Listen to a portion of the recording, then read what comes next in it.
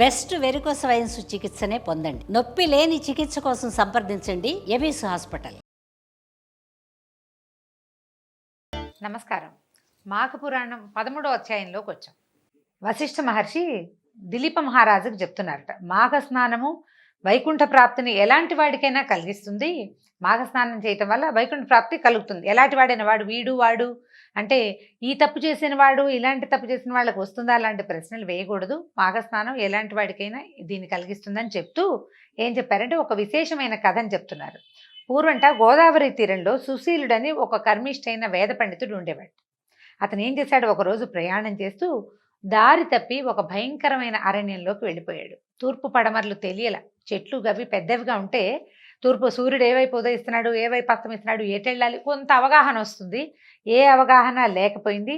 అతను ఇంకా దట్టమైన అడవిలోకి ప్రవేశించేశాడు. లోపల పెద్ద పెద్ద చెట్లు అడవి లోపల, దాని తోడు పులి మొదలైన భయంకరమైన జంతువులు ఆ నుండి గాండ్రింపు గర్జింపు అలా వినపడుతున్నాయన్నమాట. చాలా భయం కొలిపేలాగా ఉందట.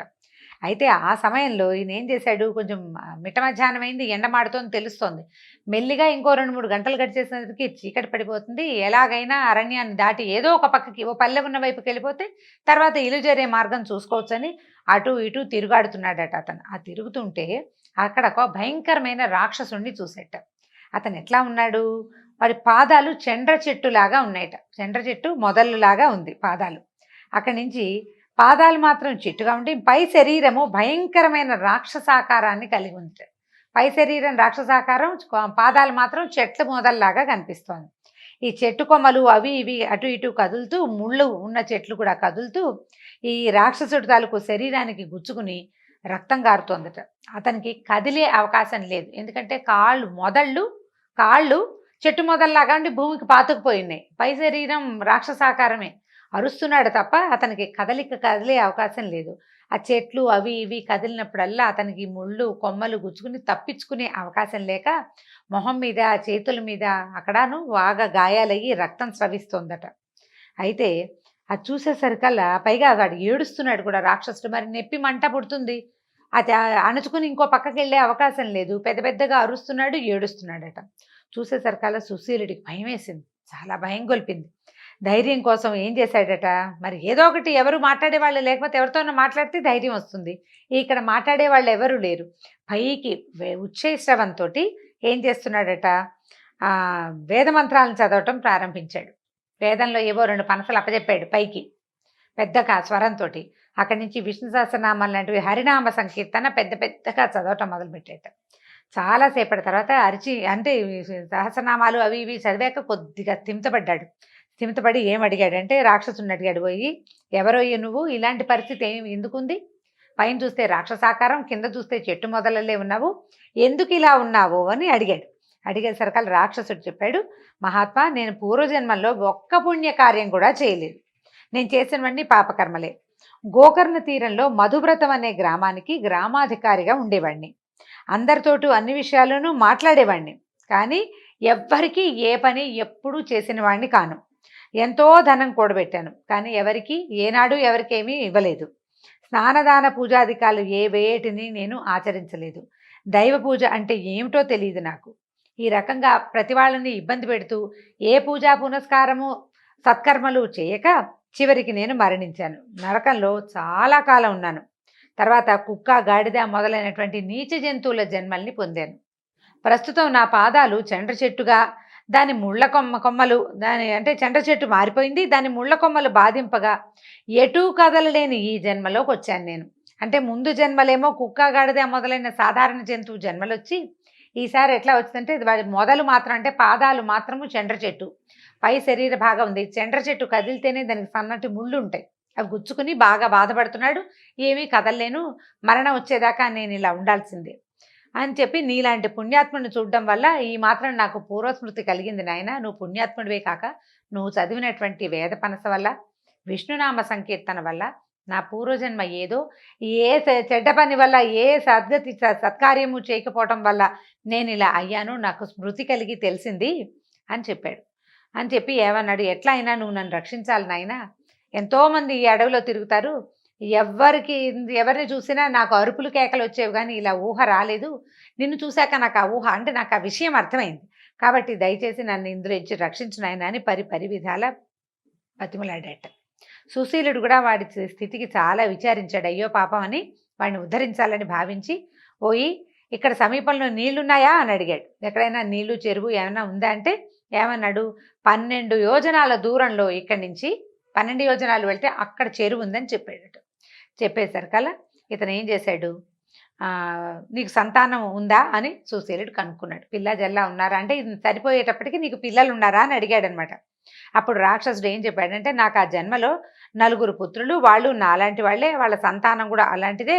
ప్రస్తుతం నా వంశం వాడు భాష్కలుడు అనేవాడు గ్రామాధికారిగా ఉన్నాడు అని చెప్పాడు.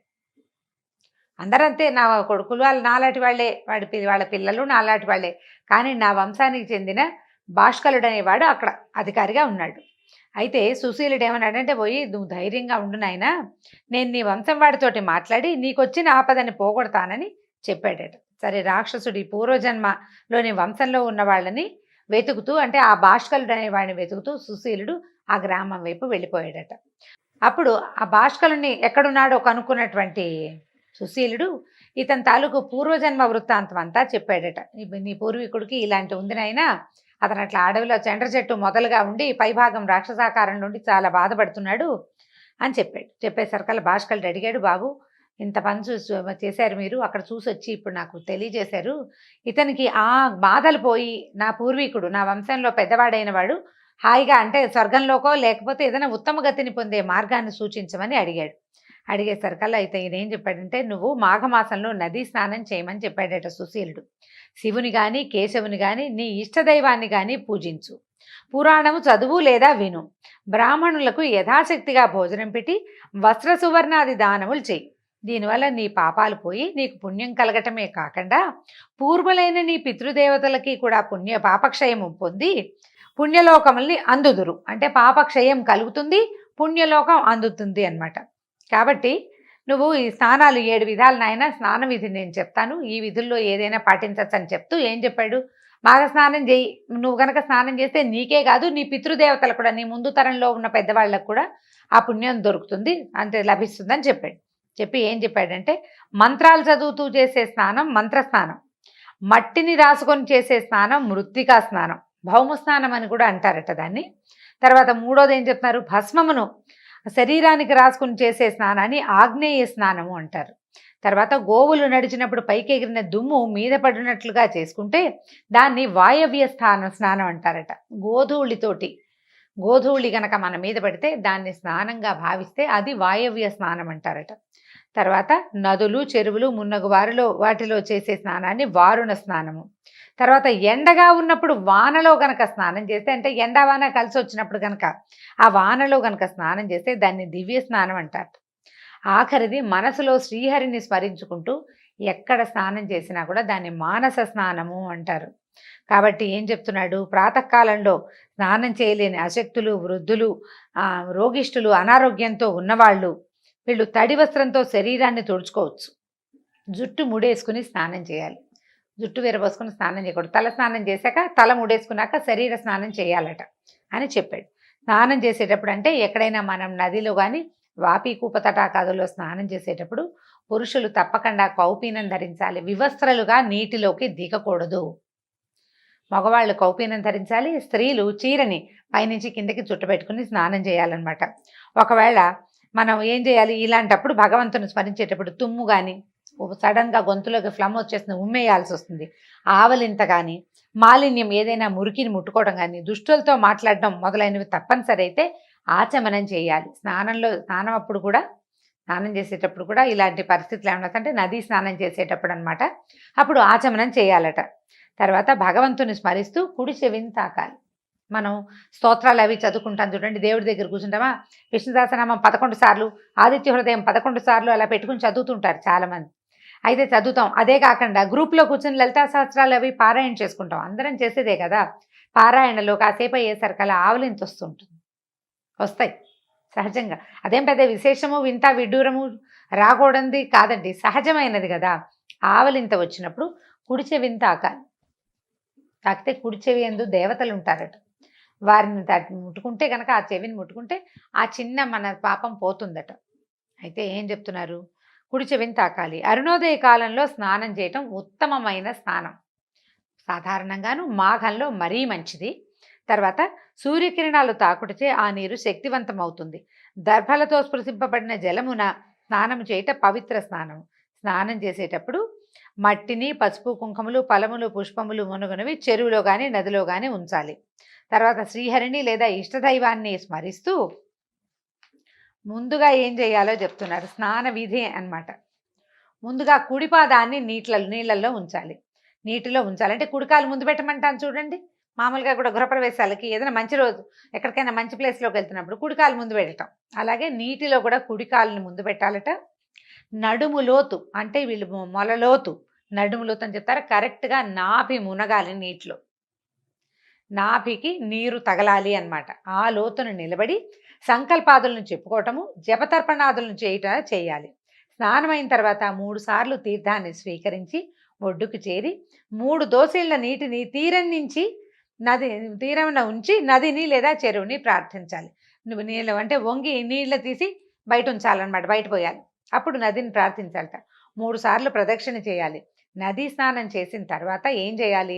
తడి వస్త్రం తాలూకు 4 అంచుల్ని చేర్చి నీటిని పిండుతూ తాత తండ్రులని స్మరించాలి, పితృదేవతలని.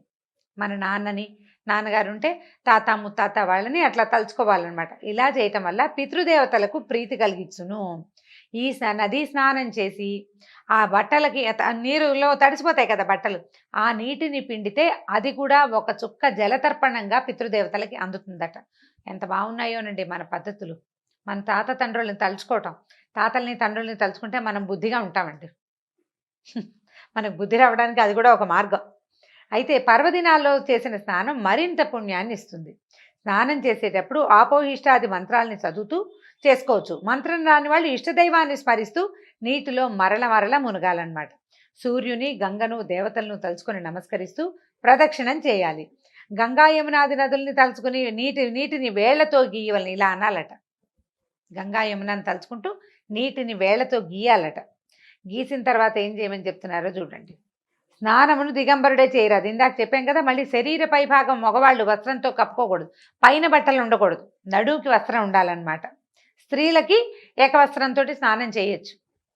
అక్కడి నుంచి ఏం చెప్తున్నారా అని ఈ రకంగా అంటే మామూలు రకాలు కాకపోతే అంటే మాఘమాసంలో అయితే రథసప్తమి, ఏకాదశి, శివరాత్రి మున్నగు పర్వదినాలయందు ఆయా దేవతలు రథసప్తమి నాడు సూర్యుడిని, ఏకాదశి నాడు విష్ణువుని, శివరాత్రి నాడు పరమేశ్వరుని తలుచుకుంటూ నమస్కరించుకోవాలి అని సుశీలుడు భాష్కలునకు అంటే ఆ బ్రహ్మరాక్షసుడు తాలూకు బంధువు అనమాట, ముని మనవడో ఎవరో, అతనికి ఈ వివరంగా ఇట్లా చెప్పాడనమాట. స్నాన విధిని వివరించి తర్వాత ఆయన అడిగిన ఎన్నో రకాల దైవిక ధార్మిక విషయాలన్నింటినీ ఆయనకు బోధించాడు. తర్వాత మాఘ స్నానము పూజాదికం. అప్పుడు అతను ఏం చేశాడు? ఈ భాష్కలుడు ఈ సుశీలుడు చెప్పినట్టుగానే మాఘ స్నానం చేశాడు, పూజాదికం నిర్వహించాడు. మాఘ స్నానాన్ని స్నానాంతమున ఏం చేశాడు?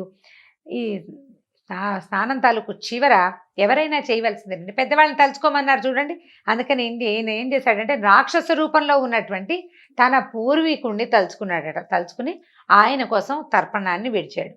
తర్వాత ఇట్లా మాఘమాసం అంతా చేశాడట ఈ నెల రోజులు. రాక్షస రూపం ఉన్న వాని పూర్వునికి రాక్షసత్వం పోయి వాడికి పుణ్యలోకాలు కలిగినాయి. ఇది చూడండి, స్వయంగా మనం స్నానం చేస్తే మనకి లభించే ఫలితం, సాధారణంగా లభించే ఫలితం ఆరోగ్యం. జీవితానికి ఒక నియమం. తప్పులు చేయకూడదు, పాపాలు చేయకూడదు, పాపం ఇప్పుడు నేను కడిగేసుకున్నాను జాగ్రత్తగా ఉండాలనే భావనతో పాటు మన పూర్వీకులు, మన ముందున్న తరాల వాళ్ళకి కూడా మన తాలూకు ఈ స్నాన ఫలితం లభిస్తుందని చెప్పబడుతోంది కథల్లో. దీంతో 13వ అధ్యాయం పూర్తయిందండి. రేపు 14వ అధ్యాయంలో మళ్ళీ కలుసుకుందాం. నమస్కారం.